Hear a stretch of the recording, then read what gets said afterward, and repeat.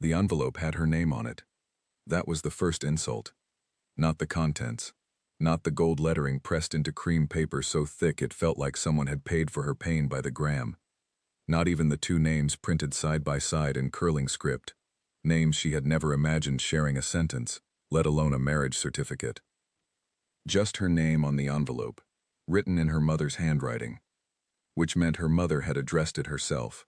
Which meant her mother had sat at the kitchen table, picked up a pen, and written her oldest daughter's name on the invitation to her youngest daughter's wedding, to her oldest daughter's ex-boyfriend.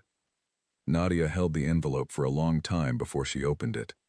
She was standing in the doorway of her apartment in Karachi, still in the clothes she had worn to work, her bag strap cutting into her shoulder, keys in her hand. The courier had caught her at exactly the wrong moment, which she would later think was actually exactly the right moment, because at least she was still wearing shoes. At least she had somewhere to stand. She opened it. Daniel and Sophie, united in nikah. You are cordially invited to celebrate this blessed union. The date was 6 weeks away. Nadia put the card back in the envelope. She put the envelope on the kitchen counter. She filled the kettle, set it to boil, and stood with her back to the counter and looked at the wall opposite her until the kettle clicked off. Then she made the chai. She did not cry. She was not the type, or at least she had trained herself out of being the type over the past 3 years, which had been a long 3 years in the way that only quiet suffering can stretch time. She had gotten quite good at the still face, the level voice, the expression that people read as calm, and that was actually just exhaustion wearing composure like a rented suit. She had met Daniel 6 years ago, at a cousin's engagement party in Lahore. He was tall and easy with his smile, the kind of man who made rooms feel smaller in a comfortable way, like he was filling in corners you hadn't noticed were empty. He wore his confidence lightly, which she had found attractive, and which she would later understand was not confidence at all, but a very practiced form of self-centeredness that looked identical until you were deep enough in to see the difference. They dated for 2 years. Long distance for 8 months of it. Her in Karachi, him finishing a business degree in Islamabad. She had done the visiting. She had done most of the calling. She had told herself this was how relationships worked when people were building things, that the temporary imbalance would correct itself once they were in the same city. She had been wrong in the specific way that people are wrong when they have decided to be. The breakup was not dramatic. That was perhaps the strangest part. There was no argument, no betrayal she could point to and say, there, that is where it ended. He simply became less available, and then unavailable, and then one afternoon called to say that he felt they had grown in different directions, and that he cared about her deeply, and hoped they could remain friends. She had said of course. She had meant never.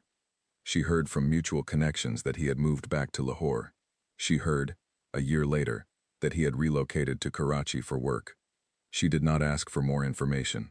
She was good at not asking for information she did not want. What she had not anticipated, what she could not have built a defense against because the possibility had simply never occurred to her, was Sophie.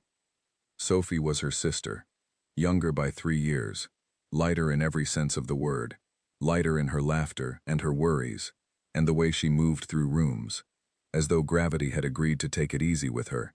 Growing up, Nadia had been the responsible one, the planner, the one who got good marks and came home before curfew, and carried the weight of her mother's expectations like luggage she had stopped noticing on her back. Sophie had been the one who forgot to call, who changed her plans at the last minute, who borrowed things and returned them slightly altered. Nadia had loved her anyway. That was not the complicated part. The complicated part was that she had also always, somewhere underneath the love, been waiting for something like this. Not this exactly, but something. A proof of the thing she had felt but never named. She found out they were together, the same way she found out most things about her family's life now that she lived 4 hours away by plane. A photograph on her aunt's phone, shown to her during a video call. A picture of a family dinner she had not been invited to, Sophie laughing with her head tilted toward Daniel's shoulder. Her aunt had said, "Oh, you knew about this already, yes?" Nadia had said yes. She had not known. She sat with the chai now, and looked at the invitation on the counter. The gold lettering caught the kitchen light in a way that managed to be beautiful despite everything, and she felt a brief, mean appreciation for the irony of that. Her phone rang. Her mother. She let it ring twice before picking up. Her mother's voice was the voice she used when she was performing a kind of careful neutrality that was itself a statement. She asked if the invitation had arrived. She asked if the courier had been on time. She asked, with the particular precision of someone choosing a path through a minefield they had laid themselves, if everything was all right. Nadia said everything was fine. Her mother paused. Then she said that Sophie would be very happy if Nadia came, that it would mean a great deal. That family was family regardless of the past, and that the past was, after all, the past, and that she hoped Nadia would not make this harder than it needed to be. Nadia noted, quietly and without saying so, that her mother had not asked whether it was hard for her at all. She had simply assumed it would not be, or had decided to assume it, which was close enough to the same thing. She said she would think about it. Her mother said she hoped she would think carefully. After the call, she stood at the counter for a while longer. Outside, the city was doing what Karachi always did in the evening, filling up with noise and movement, and the particular energy of a place that never fully exhaled. She had lived here for 4 years and still sometimes felt like a visitor who had stayed too long and was too tired to leave. She picked up the invitation again. The venue was a farmhouse in Defense Housing Authority. She recognized the address vaguely, the kind of neighborhood where the walls were high and the gates were higher and the security was staffed rather than electronic. The date was a Saturday in December. The time was 4 in the afternoon. There was a phone number for RSVPs. She set the card down. She thought about Daniel. Not the way she had once thought about him. Not with any of the warmth that distance had slowly burned away. She thought about him the way you think about an old decision, cataloging it, turning it over, wondering not whether you would make it again but what it had cost you that you had not accounted for at the time. She thought about Sophie. She thought about what it meant that she was here in her apartment, holding a cup of chai, 4 hours from everyone she had grown up with, alone in a city she had chosen partly because it was far away, reading an invitation to a wedding she had not known was coming. She thought about what it would look like to go, what it would take, whether she had it in her. Then she thought about what it would look like to not go, to absent herself, to confirm every unspoken suspicion that she had not moved on, that she was still carrying it, that 3 years had not been enough. That thought was the one that settled it. She was not going to give anyone that satisfaction. Not her mother. Not Daniel, who she suspected had not given her a single thought in the past 3 years and would not begin now. Not Sophie, who would read her absence as the kind of wound that proves the cut went deep. She was going to attend. She was going to attend because she was fine. Because she had built a life here that had nothing to do with any of them. Because she had a good job and a clean apartment and friends who did not pity her, and she had survived the past 3 years without drama, without spectacle, without becoming someone people whispered about at family dinners. She went to her laptop and typed the RSVP number into a message, confirming attendance for one, Nadia. She hit send. Then she closed the laptop and went to finish her chai, which had gone cold, which she drank anyway, standing at the kitchen counter with her back to the wall. She told herself she was fine. She said it often enough over the next 6 weeks that it became something she no longer heard herself saying. What nobody had told her, what she could not have known from an invitation printed on cream paper with gold lettering, was that this wedding was not the kind of wedding you attended and recovered from. It was the kind you spent years trying to explain. Not because of Daniel, not because of Sophie, because of the man who would be at the main table. The man no one had mentioned. The man whose name, when she finally heard it 3 weeks later from a cousin, who said it in a low voice and then changed the subject, made her understand that she had RSVP'd yes to something she did not yet have the vocabulary to describe. She would get the vocabulary. She always did. But that came later. For now, she stood at the kitchen counter in her apartment in Karachi, and she drank her cold chai, and she told herself she was fine. She was not fine, but she was going. The next 3 weeks moved the way time moves, when you are waiting for something you are trying not to think about. It stretches in the middle and compresses at the edges, so that Monday feels long, and then the weekend arrives, And you realize the whole week somehow went sideways without you. Nadia worked. She had a project at the architecture firm where she was a junior partner that required long hours and the kind of focused attention she was grateful for, because focused attention left no room for other things. She came in early and stayed late, and her colleagues noticed and said nothing, which was its own kind of kindness. She called her mother twice. The calls were brief and managed, the way diplomatic exchanges between countries that are not quite at war tend to be. She did not call Sophie. Sophie called her. Once, on a Thursday evening when Nadia was sitting on her balcony with a book she had not been reading. The call lasted 11 minutes. Sophie's voice had the quality of someone who had practiced a version of this conversation many times, and was now delivering it and finding it slightly easier than expected. She said she was glad Nadia was coming. She said she hoped there were no hard feelings. She said Daniel and I have been together for over a year, as though the length of time was evidence of something. Nadia said congratulations and meant it in the narrowest possible way that the word still technically applies. Sophie said she wanted Nadia to be happy for her. Nadia said she was. After the call, she sat on the balcony for a long time, watching the street below, the ordinary Thursday evening of Karachi moving past her the way rivers move past things standing in them. She thought about the year. Daniel had met Sophie roughly 8 months after ending things with her, she calculated. Not for the first time. How much of that overlap was possible? Whether the two timelines touched in a way she did not want them to. And then she stopped calculating, because the answer did not matter, and because the math made her feel something she did not have a use for.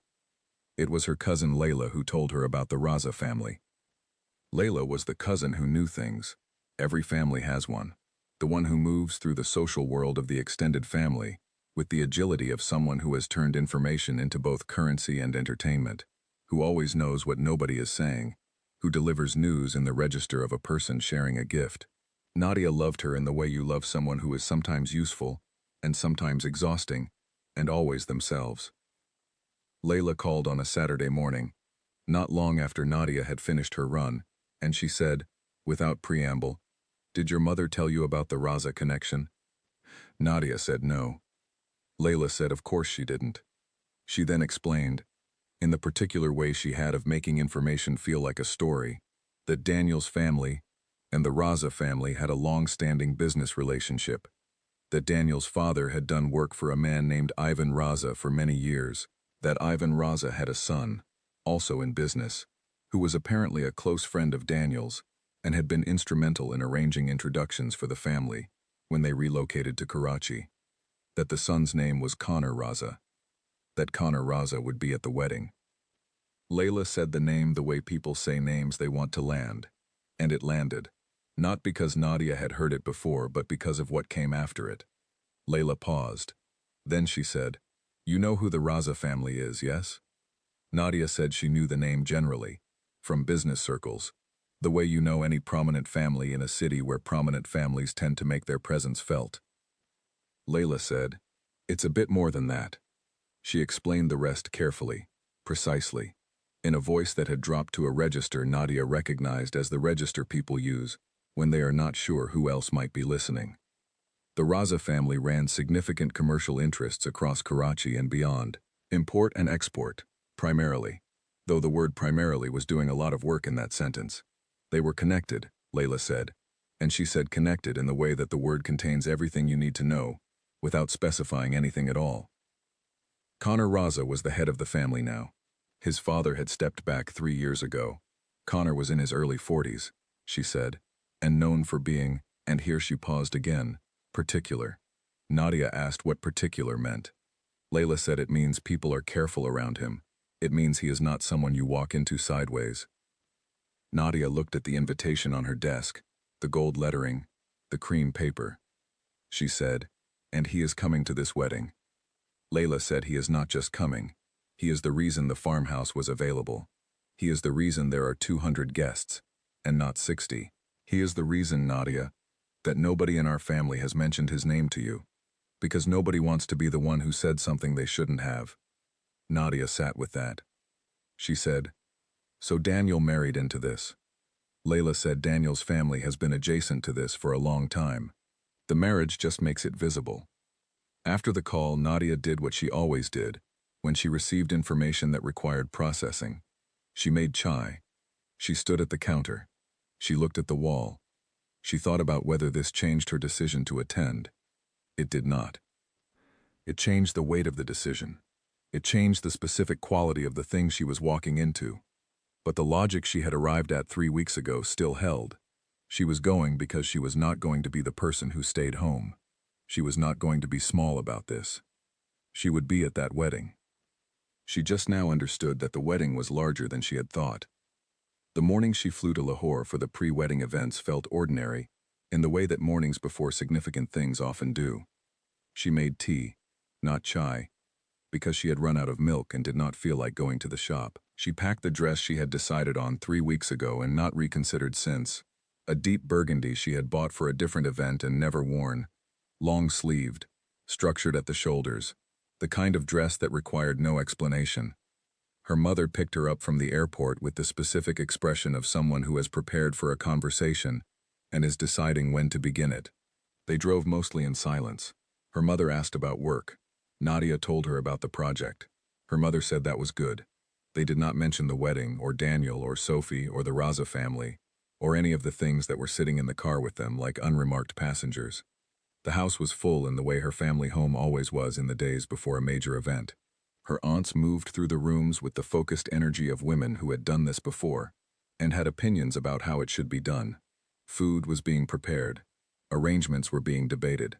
Someone had an issue with the centerpieces. Sophie found her in the kitchen 20 minutes after she arrived. She looked beautiful. That was the first thing, the honest thing. Sophie had always been the kind of pretty that did not require effort, and had discovered effort anyway, and the combination was formidable. She was in a light yellow salwar, her hair loose, her eyes bright in the way of a person who is exactly where they want to be. She hugged Nadia. Nadia hugged her back. They stood apart and looked at each other in the way sisters look at each other when a great deal has happened and they are in public. Sophie said, "I'm so glad you're here." Nadia said she was glad to be there. Neither of them said the things underneath those things. The Mendi was that evening, held in the garden of the farmhouse that Layla had described to her. The drive there was the first indication that something about this event was different from the family weddings she had grown up with. The farmhouse was behind a wall that did not look like it was primarily decorative. The gate was operated by a man in a dark jacket, who checked the car against a list before waving them through. Politely, efficiently, without the warmth of someone performing a formality, but with the precision of someone doing a job. Inside, the garden had been transformed into something that defied the specific expectations of a Mehndi. The lights were soft and warm, the flowers arranged with the hand of a professional, rather than the exuberance of well-meaning family volunteers. The tables were set with the particular attention to detail that signals a budget that does not require discussion. Women in beautiful clothes moved through the space. Music played at an appropriate volume. The air smelled like roses and something heavier underneath. Oud, maybe. The kind that sits in a room long after the source of it has left. Nadia found her seat at a table with her cousins, and sat and looked around. She found Daniel immediately, and without trying to. The way your eye finds something it has been trained to locate whether you want it to or not. He was standing near the center of the garden with 2 men she did not recognize. He was laughing. He looked well. He looked, she noted without particular feeling, exactly the same as she remembered him, which was somehow the strangest part. He had not looked over. She did not arrange her expression. Then the man to Daniel's left shifted, and she saw him clearly for the first time. He was not especially tall. He was not, in the way the word usually implies, obviously anything. He wore white, which at a Mehndi should have made him look like an effort, and instead made him look like the event had organized itself around him. He stood the way people stand when they have not learned to take up space, because they have never needed to learn it, when the space is simply theirs. He was listening to something Daniel was saying, with the specific quality of attention that is not interest, but rather observation. The way you observe something you have already assessed, and are now simply watching out of patience. Then he looked up, directly at her. Not toward her, not across the garden in her general direction. At her, with the accuracy of someone who had already known where she was. She looked away first. She reached for the glass of juice in front of her and drank some, and set it down and talked to her cousin Layla about something she could not later remember. But she felt it, the moment of that look, the way it did not ask permission. Later, when she was in the car going back, Layla said, "That was Connor Raza," when Nadia asked about the man in white. Nadia said she had assumed. Layla said he watched you for a while after you looked away. Nadia said she had not noticed. She had noticed. She looked out the window at the streets of Lahore moving past in the dark, familiar and not, and she thought about the wedding in 2 days, and the dress she had packed, and the fact that she had said yes to this, had put herself in this room, this city, this particular constellation of people. She thought about what Layla had said weeks ago. He is not someone you walk into sideways. She had always been more of a head-on person anyway. The morning of the wedding, she woke up before the alarm. This was not unusual for her. She was the kind of person whose body read anxiety as an early start, whose nervous system processed big days by surfacing ahead of schedule with a list. She lay in her childhood bedroom, in her childhood bed, looking at the ceiling she had looked at for 18 years before leaving, and she thought about what kind of day this was going to be. Not in the way she might have 3 years ago, not with the weight of grief or anger, or the particular ache of a wound that has not yet become a scar. Those things had happened and they had passed, and she had processed them in the way that people process the things that do not kill them, which is slowly and incompletely, and with a great deal of chai. She thought about the day pragmatically. She would get dressed. She would go. She would stand in the photographs if she was asked to, and not if she wasn't. She would eat the food, which at this level of budget she expected to be excellent.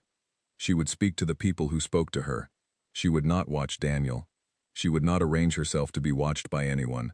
She would be present, and competent, and pleasant, and then she would leave. She had done harder things.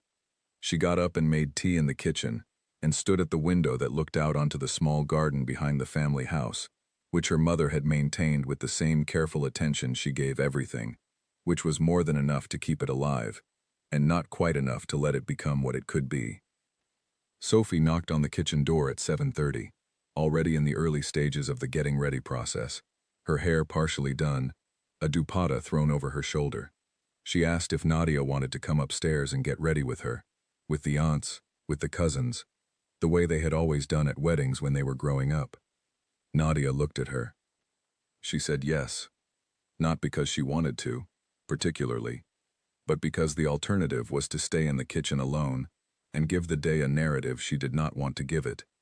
The room upstairs was everything a family wedding morning is. Too many people, too much noise, too many opinions about too many things. There were 3 mirrors and not enough of them. Layla was arguing with their aunt about something involving safety pins. Someone's dupatta had been ironed wrong. The professional hairstylist their mother had hired was performing calm with the focused energy of someone who has seen all of this before. Sophie sat in the chair in the center of all of it with her eyes half closed, while someone worked on her face, and she looked, in that unguarded moment, genuinely happy.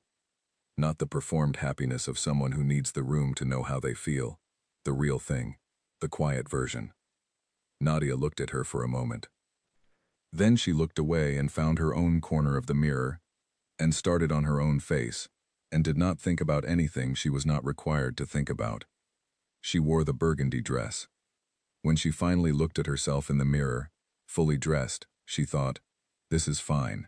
You look fine. You are going to a wedding and you look exactly right for it. Not too much, not too little, present and together." Her mother found her in the hallway and looked at her with the evaluating look she had been using since Nadia was small, the look that assessed and measured, and arrived at a conclusion it did not share. She said, "You look nice." Nadia said thank you. Her mother touched her arm briefly, just once, and then moved on. Nadia stood in the hallway for a moment after she left, and thought about that touch, the compressed weight of everything it did not say, and she felt something move through her that was not exactly sadness, and not exactly love, but was shaped like both of them. Then she picked up her bag and went downstairs. The venue was 30 minutes away. She rode in the family car with her mother and 2 aunts, who talked the entire way about the food and the flowers and the weather, and people from the extended family who would be attending. And Nadia sat by the window and watched the city go by and was grateful for the noise. The hall was the kind of hall you remembered. She had been to hundreds of weddings in her life, the large productions of South Asian family culture, the ones with hundreds of guests and elaborate decorations and food that came out in waves. She had a baseline for impressive, and she had occasionally seen it exceeded. This exceeded it in a way that did not announce itself. There were no obvious signs of excess. The flowers were not over the top. The lighting was warm and controlled. The staff moved through the room with a quietly practiced efficiency. What made it different was the feeling of it, the way every detail had been considered, the way nothing had been left to chance or to the well-meaning improvisation of family volunteers. This had been organized by someone who knew how to organize things. Nadia found her table and sat down. She was at table 7, which was a family table, cousins and aunts she knew well, which was its own relief. She did not want to spend this event making polite conversation with people she did not know. She wanted the comfort of familiar faces. The hall filled. Music played in the background, soft and traditional, the kind that creates atmosphere without demanding attention. Guests settled, and the particular noise of a large gathering at the beginning of itself, built in the room. Then the bride arrived. Sophie came in on her father's arm, and the room responded the way rooms respond to brides who have earned the moment. She was in red and gold, the traditional colors, and she was extraordinary in them. The lehenga was clearly exceptional work. She moved slowly, and she smiled, and she looked, Nadia thought, like the best version of herself. Nadia clapped with the room. She meant it. The nikah began. It was conducted by a Malvi whose voice was measured and clear, the words of the ceremony carrying the weight they are supposed to carry. Nadia had attended enough nikah ceremonies to know them by rhythm, to know when the formal questions came, when the consent was given, when it was done. She counted the embroidered flowers on the edge of the nearest table covering. She was on 34 when the Malvi asked the question, and Daniel answered. She moved to 41. Sophie answered. 47. The room responded with the murmurs and gentle sounds of witnesses to a significant moment. 48. 49. Done. She exhaled through her nose. She looked up. The main table, elevated slightly on a small dais at the front of the room, was arranged for the immediate families. She had not paid particular attention to it when she arrived. She paid attention now. Connor Raza was seated 2 chairs from the groom's side. He was in a pale gray suit this evening, the white of the previous night set aside for something slightly less emphatic but no less intentional. He was speaking to someone beside him, his attention fully given to that conversation. He was, she thought, exactly what Layla had described. Particular, someone around whom care was taken. She watched him for approximately 4 seconds. Then she picked up her glass of mango juice and turned to talk to Layla, who had appeared at the table and was already leaning in to say something. Layla said, "Don't look now," and then told her to look. Nadia said she was not going to look. Layla said he asked about you. Nadia said what? Layla said, 30 minutes ago, before the ceremony, one of his people spoke to Mama, very politely, asking who the woman in Burgundy was. Your name was given, and now I am telling you. Nadia set her glass down. She said, his people. Layla said, yes. Nadia thought about this. She thought about the look from the night before, the accuracy of it, the way it had not been casual. She said, that's interesting. Layla said, Nadia. Nadia said, I heard you. She turned back to the table and ate the starter that had arrived, which was as good as the evening had promised it would be. The food at this wedding was genuinely exceptional, and she felt no obligation to not appreciate it. The main course came. Speeches were made, toasts, in the family's restrained and appropriate fashion. Daniel stood and spoke about Sophie with the easy grace of someone who is comfortable performing in public, and Nadia listened and thought, yes, he was always good at this. At the surface, at the presentation, she had once found that attractive. She now understood it the way you understand something you no longer need to use. She was on her second cup of tea when a woman appeared at her table. Composed, professional, a quality about her that suggested she had been sent rather than arrived. She said, very quietly, that she had been asked to extend an invitation. Nadia said from whom. The woman said from the main table. She said there was a seat available for the family photographs, if Nadia would like to join. Nadia looked across the room. Connor Raza was not looking at her. He was in a separate conversation. He was not performing indifference. He simply was not looking.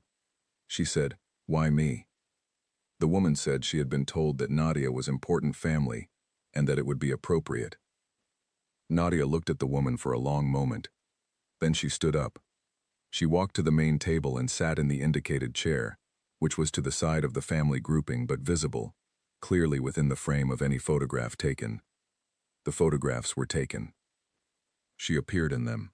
She sat there for those minutes and understood, with the clarity of someone who is very good at understanding things she would rather not, what had just happened. She had been placed, documented, made visible in a specific context. She was, as of this evening, on record as present at this table. She was family adjacent to the Raza name now, not by her choosing, but by the logic of attendance, of presence, of a seat she had agreed to fill. After the photographs, she returned to her table. Daniel looked at her across the room. It was the first time their eyes had met the entire evening. His expression carried the specific quality of a person who knows something is happening around them that they did not initiate and are not sure they understand. She raised her glass of mango juice toward him. She smiled. Not broadly, not warmly, with the controlled precision of someone who has decided exactly what to give and has given it. He looked away first. She put the glass down and turned back to her table and finished her tea and talked to her cousins about something she enjoyed and did not think about the photographs or the woman who had come to collect her or the man at the main table who had not been watching but had been, she was quite certain, aware. The evening wound down the way grand events do, gradually and then more quickly, the crowd thinning, the music softening. Nadia said her goodbyes and hugged Sophie at the end of the night, holding on a half-second longer than she had planned to. Sophie said, "I'm glad you came." Nadia said, "Congratulations." She said it plainly and fully, and meant it the way you mean things that cost you something. Outside, waiting for the car, the night air was cool, and the city was quieter than Karachi ever got, which was not very quiet but enough. She thought about the photographs. She thought about what they meant, about the algebra of being seen in that frame, and she filed it alongside the other information she had collected over the past 3 days, and did not yet have a complete picture of. She was very good at holding incomplete pictures until they finished filling in. In the car, her mother sat beside her in silence that was, for the first time all weekend, comfortable. Her mother said, after a while, "You handled yourself well today." Nadia said thank you. Her mother said nothing else.